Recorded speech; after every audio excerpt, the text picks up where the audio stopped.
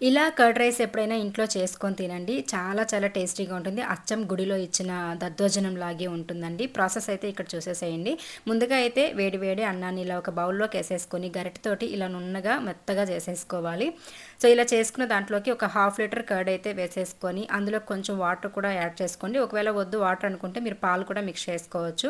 So, salt కూడా కొద్దిగా వేసేసుకొని బాగా ముద్దగా కలిపేసి పక్కన పెట్టేసుకొని ఇప్పుడు స్టవ్ ఆన్ చేసి పాన్ పెట్టుకొని ఆయిల్ వేసుకొని ఆవాలు, ఉద్దిపప్పు ఇంకా పచ్చిశనగపప్పు వేసేసుకొని ఎండుమిర్చి ఇంకా జీడిపప్పులు, కరివేపాకు కూడా వేసేసుకొని ఇంక ఇదంతా కూడా ఇందులోకి వేసి మిక్స్ చేసేసేయండి.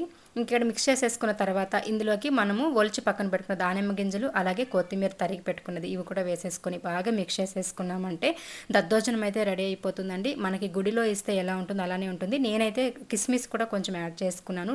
ఫ్లేవర్ బాగుంటుంది అండ్ తినేటప్పుడు కూడా మధ్య మధ్యలో తగులుతూ ఉంటే చాలా టేస్టీగా ఉంటుంది. ఇప్పుడైతే టేస్ట్ చేసేద్దాం. మామూలుగా దద్దోజనం అంటే మనకి టెంపుల్స్‌లో ఇచ్చేది ఒక ఫ్లేవర్ ఉంటది. ఇంట్లో చేసుకునేది ఒకలాగుంటది. బట్ ఇలా ఇంట్లోనే మనం టెంపుల్‌లో ఇచ్చే విధానంగా చేసుకోవచ్చండి. వన్స్ ఒకసారి ట్రై చేయండి. ఎలా వచ్చిందో కామెంట్స్‌లో షేర్ చేయండి.